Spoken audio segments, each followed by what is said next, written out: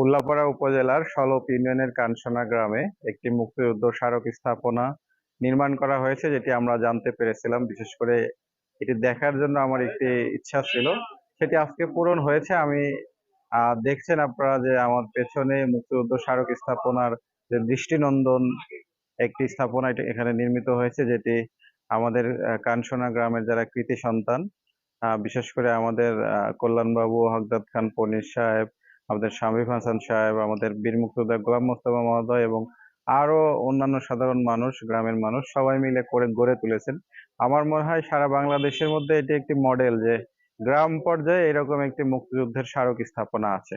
তো আমি বিশেষ করে আমাদের বীর মুক্তিযোদ্ধা গোলাম মোস্তফা মহোদয়, যিনি উপজেলা আওয়ামী লীগের সাধারণ সম্পাদক হিসেবে কাজ করেন, তার প্রতি কৃতজ্ঞতা প্রকাশ করি যে তার নেতৃত্বে, তার একটা বড় অর্থায়নে এই স্থাপনাটি আজকের এই পর্যায়ে এসেছে।